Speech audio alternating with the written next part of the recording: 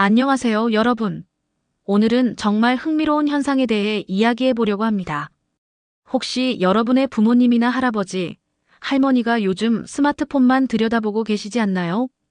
그것도 유튜브를 보시면서 말이죠. 아이고, 이 영상 좀 봐라. 이런 얘기도 있네. 하시면서 신나게 영상을 보시는 모습 한 번쯤은 보셨을 겁니다. 과연 60대, 70대 우리 어르신들이 왜 이렇게 유튜브에 푹 빠지게 된 걸까요? 오늘 그 이유를 파헤쳐 보겠습니다. 놀라운 통계의 진실. 먼저 놀라운 통계 하나를 보여드릴게요. 최근 조사에 따르면 60대의 82.6%, 70대 이상의 무려 93.1%가 유튜브를 주요 정보 획득 수단으로 이용하고 있다고 합니다. 이게 얼마나 대단한 수치인지 아세요? 불과 10년 전만 해도 우리 부모님 세대는 뉴스는 KBS, MBC, SBS에서만 봤고 정보는 신문이나 라디오에서 얻었잖아요. 그런데 지금은 완전히 달라졌습니다. 유튜브가 이들의 주요 미디어가 된 거죠. 이런 변화가 일어난 배경에는 무엇이 있을까요? 단순히 시대가 변해서라고 말하기엔 너무 극적인 변화입니다. 분명히 시니어들만의 특별한 이유가 있을 거예요. 정보 갈증의 해결사. 첫 번째 이유는 바로 정보 갈증입니다. 시니어 세대는 사실 정보에 대한 욕구가 굉장히 강한 세대예요. 오랜 사회 경험으로 세상 돌아가는 일에 관심이 많고 자녀들과 손자, 손녀들이 살아갈 미래에 대해서도 알고 싶어 하죠. 그런데 기존 전통 미디어는 어떤가요? 정해진 시간에 정해진 내용만 방송합니다.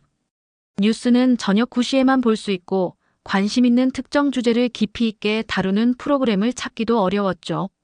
하지만 유튜브는 다릅니다. 24시간 언제든지 어떤 주제든지 원하는 만큼 깊이 있게 볼 수 있어요. 북한 소식이 궁금하다. 관련 채널이 수십 개 있습니다. 건강 정보를 알고 싶다. 의사, 한의사, 영양사들이 직접 만든 콘텐츠가 넘쳐납니다. 특히 시니어들이 좋아하는 건 전문가 직강 형태의 콘텐츠예요. 대학 교수가 직접 역사를 설명하거나 의사가 직접 건강 정보를 알려주는 영상들 말이죠.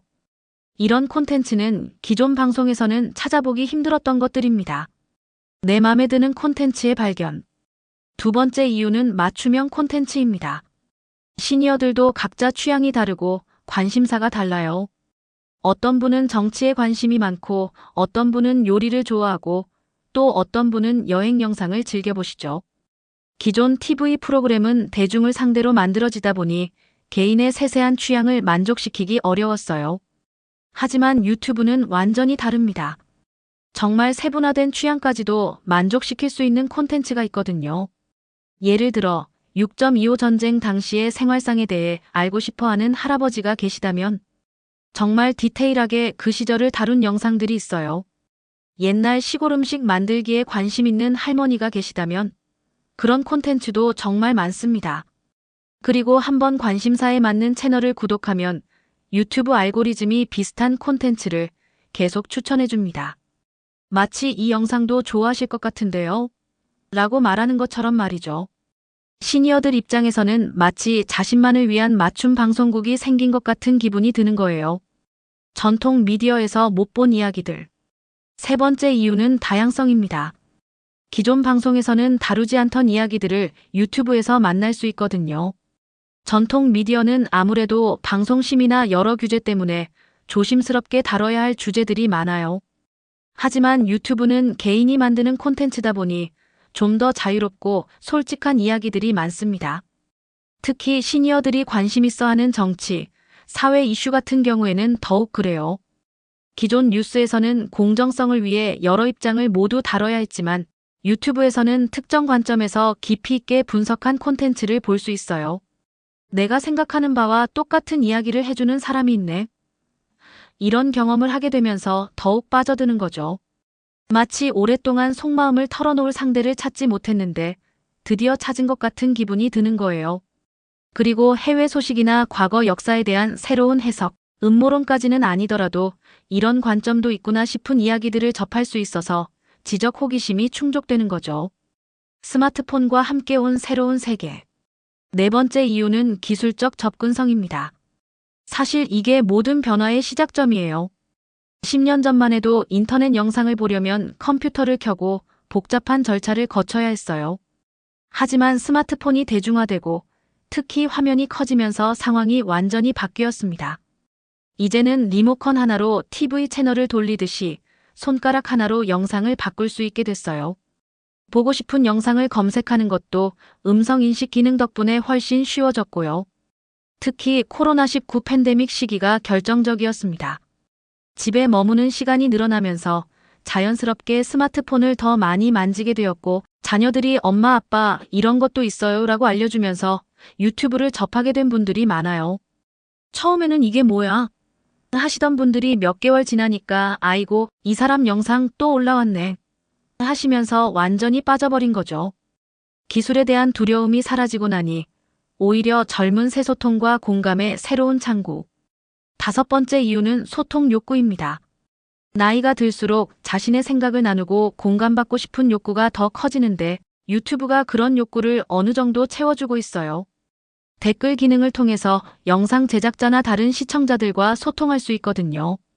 맞아요. 정말 그래요. 저도 그런 경험이 있어요. 이런 댓글을 달고 또 다른 사람의 댓글을 보면서 나만 이렇게 생각하는 게 아니구나 하는 위안을 얻기도 해요.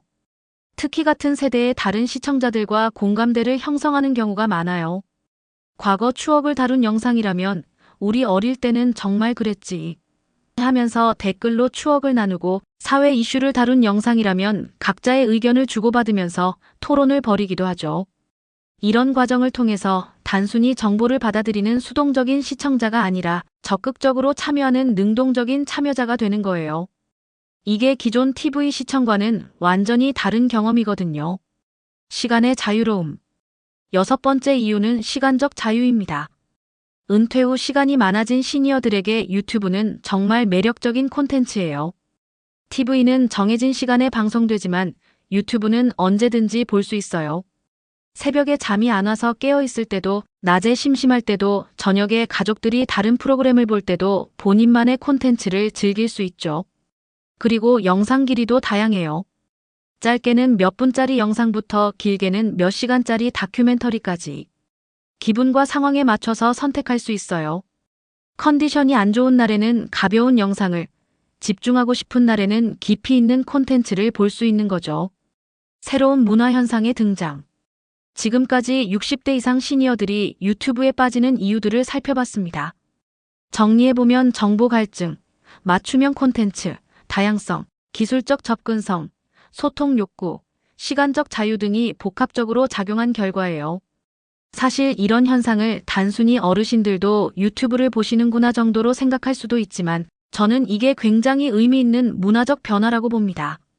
시니어 세대가 단순히 기존 미디어의 수동적 소비자에서 벗어나서 능동적으로 콘텐츠를 선택하고 참여하고 소통하는 주체가 되었다는 거거든요. 이는 디지털 네이티브 세대 못지않은 적응력과 학습 능력을 보여주는 것이기도 해요. 마무리. 앞으로 이런 현상은 더욱 확산될 것으로 보입니다.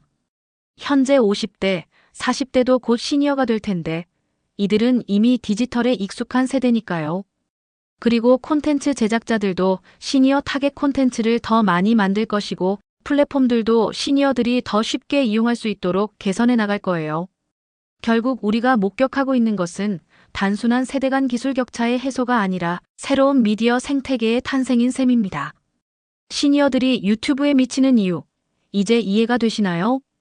여러분의 부모님이나 조부모님이 유튜브를 열심히 보고 계신다면 한 번쯤 어떤 채널을 보시는지, 어떤 콘텐츠를 좋아하시는지 대화해보세요. 분명 새로운 발견이 있을 거예요.